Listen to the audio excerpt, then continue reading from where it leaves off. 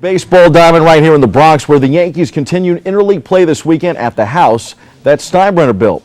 The Bombers welcomed Colorado and former slugger Jason Giambi Friday night. The Rockies took the opener of the series 4-2. Colorado was spurred on by a Giambino home run. Yankees broadcaster John Sterling broke out the former nickname as he promised and making the long ball call on CBS 880 radio. We caught up with Giambi, a fan favorite who played for the Yankees from 2002 to 2008, and Rocky star shortstop Troy Tulowitzki after the game. Here's this. Yeah, I felt good. You know, AJ just had a few mistakes, but like I said, with AJ, you just can't miss a mistake because he's got such great stuff. We could never really get over the top on him, you know. We had some opportunities, and he just kept us at bay, and luckily, you know, we came with a big win tonight. Yeah, it's cool. Everybody knows about, obviously, the history that the Yankees have had for such a long time. Get to play against some of the best players in the game. It's fun to come here. The Yankee faithful gave Giambi a nice hand in his second return trip to the Bronx since wearing the pinstripes. The Yankees bounced back Saturday in an 8-3 win, snapping their two-game mini-losing streak. ACC Sabathia won his third straight start, limiting the Rockies to one earned run over 8 innings. Alex Rodriguez provided the punch, driving in 3 as the Bronx Bombers evened the series. Sunday's rubber match continued the homecoming theme of the weekend. The Yankees celebrated their 65th annual Old Timers Day yesterday.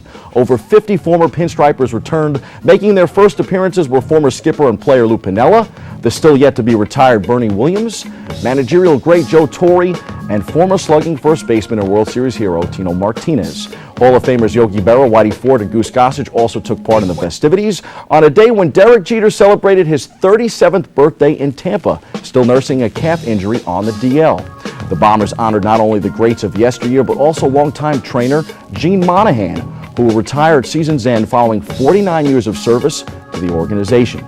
Gino received numerous gifts, including a trip to Italy for his family, a car, and 2 seats from the old stadium for his tremendous dedication to the Yankees. He will certainly be missed. As for the old-timers festivities, Torrey received nearly a 2-minute standing O, while Bernie was also serenaded with love and affection from the Bronx faithful. The Bombers then took on the Clippers in the old-timers game. Martinez blasted one in the right field stands as the Bombers defeated the Clippers 2-0.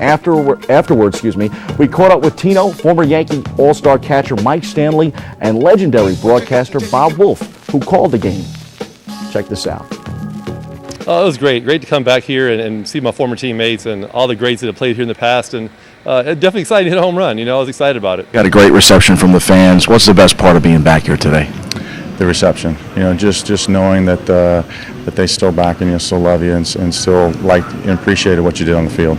What was it like to get an opportunity to be out there again today? I love to be at Yankee Stadium. It's always a big occasion. No matter what the game is, it's a big occasion. You're in Yankee Stadium. But this particularly a big one because you feel the devotion and the love of the fans. I love when they get the applause. This is something that is a lasting memory. And they were very liberal with all the cheers and whatnot. And whether they get a hit or don't get a hit, they're back at Yankee Stadium and they're a hero once again. With good feelings rumbling through the stadium, the current Yankees fed off the Bronx cheer and down the Rockies 6-4 to take 2 of 3 in the series. Mariano Rivera closed out the game. Jeter's replacement, Eduardo Nunez, had a key hit, and the crowd of 47,894 walked away smiling on a beautiful Sunday afternoon in the Bronx. Today is an off day for the Bombers. They return to action tomorrow night as the Milwaukee Brewers come to town for a 3-game series in honor of the 70th anniversary of Joe DiMaggio's record 56-game hitting streak in 1941 and the 50th anniversary of the Eminem Boys' chase of Babe Ruth in 1961. We will take a moment every week for this day in Yankee history in a segment we like to call The Chase and the Streak. DiMaggio collected a hit in his 39th straight game on June 27, 1941. He hit a solo shot in the 7th inning of an eventual 7-6 loss to the Athletics. Roger Maris and Mickey Mantle failed to go deep on this day in 1961 as the Yankees lost 7-6 to the Angels. At that point, Maris had 27 and Mantle had 23 dingers, well ahead of the Babe's pace in 1927. The New York Mets defeated the Texas Rangers 8-5 in the Lone Star State Sunday, reaching the 500 mark. Up next, the Amazons are in Detroit before returning home for this weekend's Subway Series at Citi Field. The new Meadowlands Stadium may be getting a new name. MetLife, who already has a $7 or $8 million sponsorship, is in talks for the naming rights in a deal that could reach upwards of $18 million a year. However, still no contract resolution throughout the NFL. On Friday's show, we featured Bronx star Kimball Walker. the morning after he had been drafted by Charlotte. The UConn national champ went 9th in the NBA draft Thursday night. As a special treat this morning, here's an exclusive one-on-one interview with Kimba that can only be seen on BronxNet television. Check this out. If you can, I mean, this has got to be the culmination of everything. Yeah, definitely. This year has been an unreal year. From college, us, winning the Big East and national championship, and meeting the president, Yankee Stadium. Being on graduation at Mother's Day.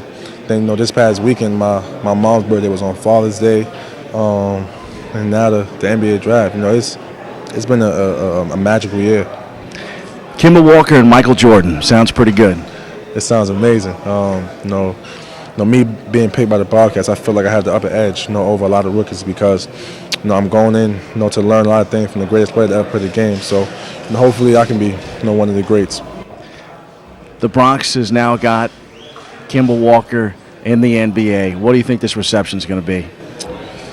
Man, I already know that the Bronx is going crazy right now. I've always had them on my back, throughout my career. So, I just want to say thanks for all their support. And then final question, because we don't want to keep you, got a lot of people waiting for you. If you could tell that little kid in the park that was just like Kimba Walker, dribbling a basketball, playing in the playground at night in the winter time here in New York, what would be the word of advice for a young Kimba Walker? I'll just tell him. Whatever you do, not even, it doesn't have to be basketball. Make sure you work hard at it, and make sure you do well in school because, if you do well in school, it can take you a long way, a real long way, because if I don't make it so far in basketball, I still have my degree, so I can do whatever I want. So I think that's the best advice I can give a kid. Congratulations, man. Thank you. No one in the building was more proud than Kimba's mom. Let's hear what she had to say. We spoke to you after the Big East tournament, which was very exciting. Yes. How much better is this? Oh, this is the ultimate. This is the biggest stage ever. He went to the Apollo, he did the Garden, and now he's doing the NBA. So, wow, this is just unbelievable. It's just been an unbelievable year for us. Were you as nervous as he was about this? No. I have to be the rock of the family, so I always try to stay grounded, stay focused, and just make sure I'm the one that, could always be there to hold his hand. As you mentioned, this is very exciting because not only is Charlotte a great opportunity to play, but also because of Michael Jordan. Exactly. I think that's the ultimate part of it. Michael Jordan, who everybody wants to be like Mike. And now he's going to play for Mike. So, hey, it's the ultimate. You could describe what that feeling felt like when you heard David Stern call your son's name. It's a feeling that I've been wanting to feel for the longest, especially for Kemba, because he was sitting next to me and he was just nervous. He was nervous. And, I just kept, rubbing his shoulder and saying, you're going to be fine. Everything's going to be all right. My feeling, like I said, I just try my best not to be nervous. And I'm just happy for him. And I'm happy where he's going. He's staying home on the East Coast. That's the best part of it. To be able to have him so close to home tonight, I know it's not at Madison Square Garden, it's at the Prudential Center. But what do you think this means for the people of the Bronx? Oh, this means a lot because, I don't really know of any basketball player coming out of the Bronx, especially out of Soundview. We have a few that almost got their foot in but never really made it. This shows people of Soundview and everywhere else we can succeed. Our final question, yesterday we asked him, we said to kind of, if he could, tell us what he thought the reception was going to be when he comes home. Oh, I think we're going to have to hide. Every time we step outside right now, all eyes are on us. So now I could imagine when we get home, and maybe he may have a parade. You never know. Kimba!